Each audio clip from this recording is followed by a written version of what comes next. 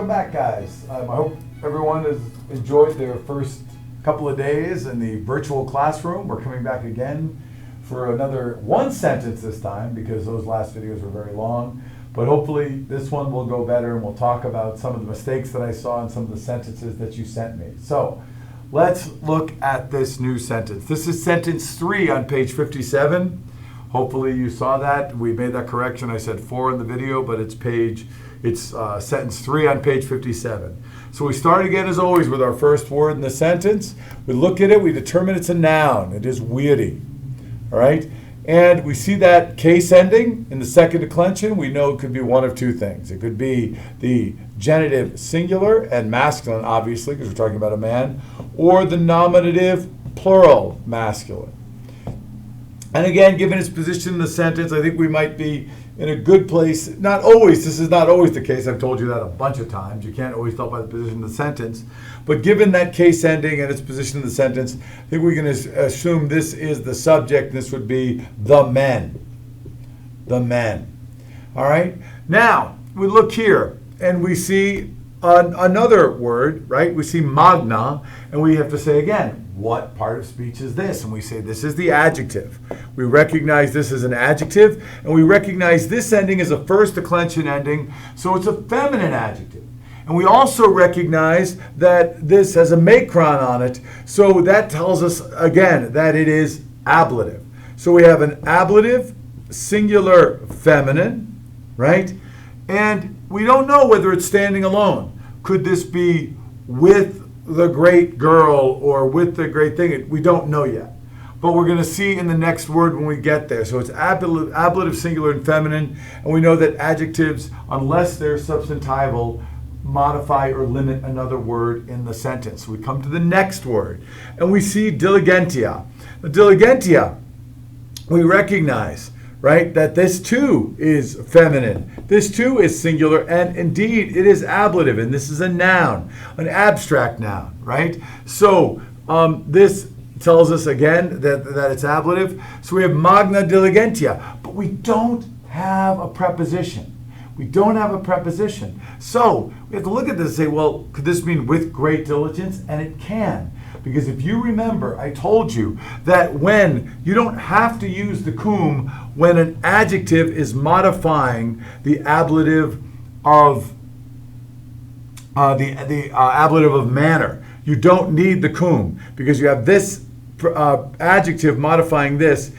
They eliminate the cum, and therefore you still have with great diligence. So the men with great diligence. And remember, with great diligence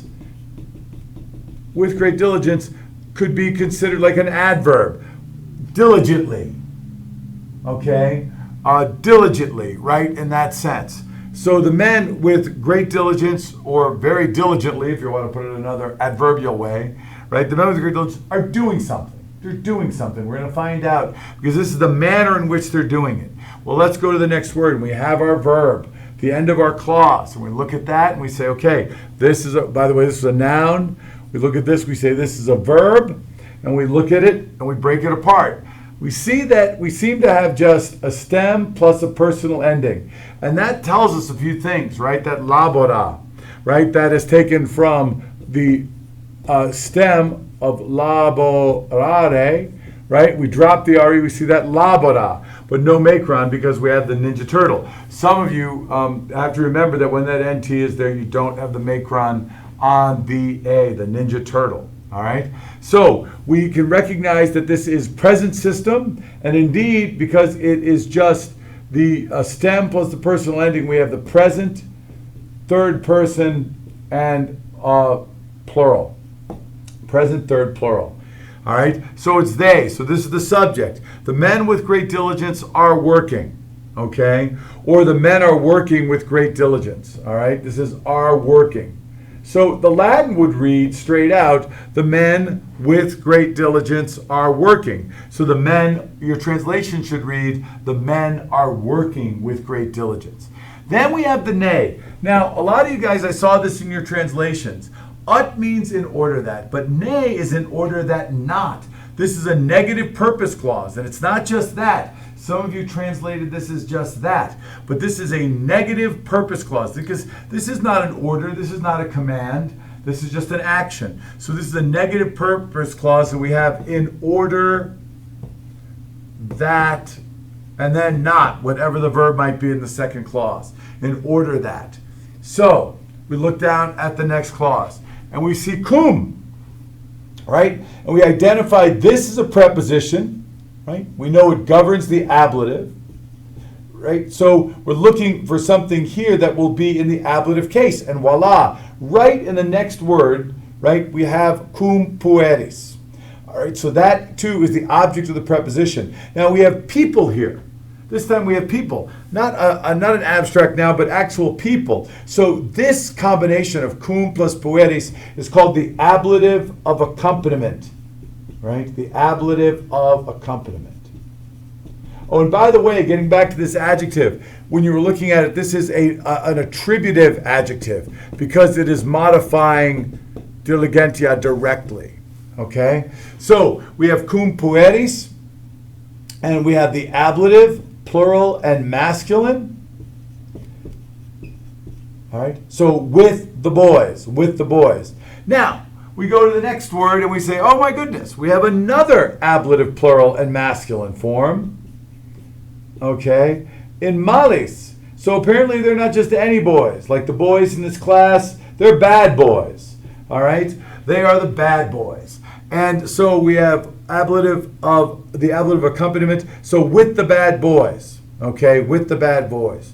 Now, so this is called the ablative of accompaniment, and this is another attributive adjective. And then we go to in, we know that's a preposition, we know it can govern the ablative or the accusative, all right? But we're going to take a look at the next word and see what we got here. And indeed, we have the ablative. So this is called the ablative of place where. The ablative of place where.